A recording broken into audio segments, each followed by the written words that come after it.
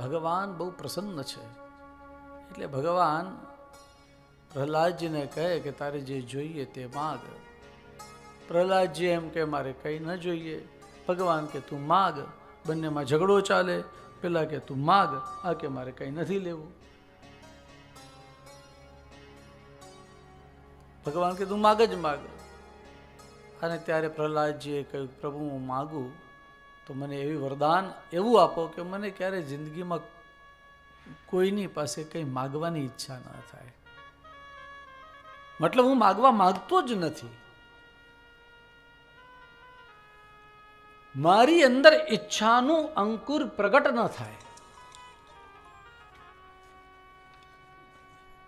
ઈચ્છાની પણ ઈચ્છા ન થાય કે હું કંઈ માગું, આવી મને ક્યારેય ઈચ્છા ન થાય પ્રભુ. અને એક વાત કરી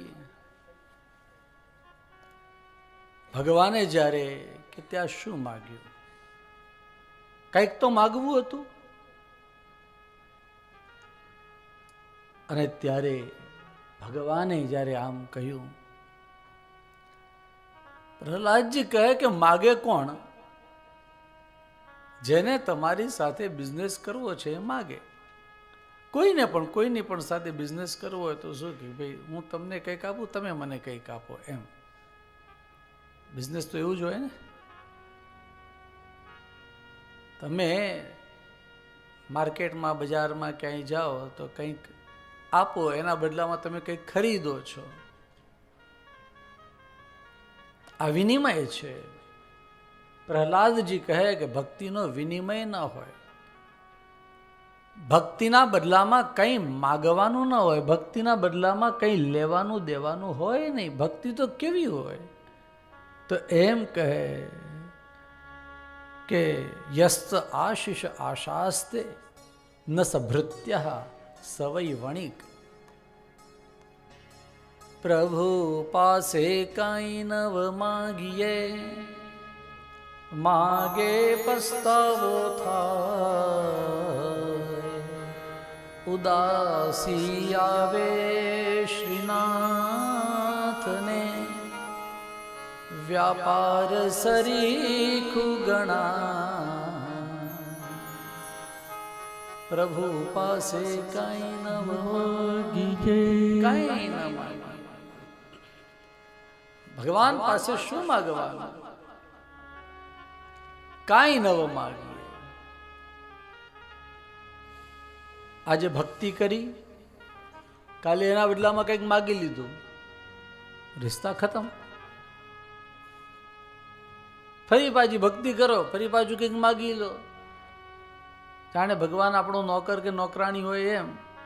પહેલા આપણે એ આપણું કામ કરે અથવા તો આપણે એને એના બદલામાં કંઈક આપીએ. ન સભૃત્ય. સેવકનો ધર્મ બદલામાં કંઈ લેવાનો નથી. સેવકનો ધર્મ સેવા છે ને સેવાનો બદલો કંઈ હોય નહીં.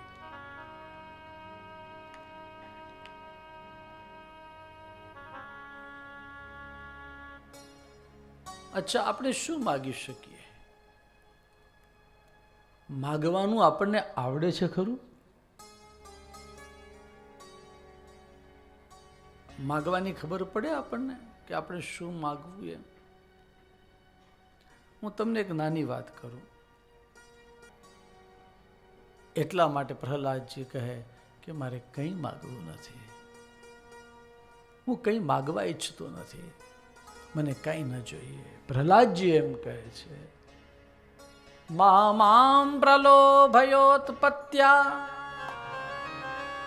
સક્તમ કામેષુ વૈતૈર્વરૈઃ. તમે મને પ્રલોભન નહીં આપો, લલચાવશો નહીં. ભગવાનને એમ કહે છે પ્રહલાદજી નરસિંહ ભગવાનને કે મને લલચાવશો નહીં, મારે આ બધું કંઈ નથી જોઈતું એમ. કારણ કે આ બધામાં હું ફસાઈ જાઉં એવી મારી ઈચ્છા નથી. ભગવાને બહુ જ એને કહ્યું ત્યારે એમ કહ્યું કે મારા પિતા દાદા, મારા પિતાની સારી ગતિ થાય પ્રભુ, એવી કૃપા કરો. જ્યારે આમ કહ્યું અને ત્યારે ભગવાન કહે કે તારા જેવા બાળકો જે કુળની અંદર જન્મે, જે પરિવારમાં જન્મે, એની સાત સાત નહીં, 7 તરી 21 પેઢીઓ તરી જાય. ત્રિસપ્તભિઃ પિતા પૂતઃ, 7 7 7, 7 પેઢી પોતાના પિતાની, 7 પેઢી પોતાના સાસરા પક્ષની અને 7 પેઢી પોતાના માના પક્ષની, પિતા, માતા અને મોસા, 3 પેઢીઓને એ તારવાનું કામ કરે છે. આ ત્રિસપ્તભિઃ પિતા પૂતઃ. પ્રિયજનો, જ્યારે આમ કહ્યું નરસિંહ ભગવાને, પ્રહલાદજી નજરો ઢાળી ભગવાનને વંદન કરે છે.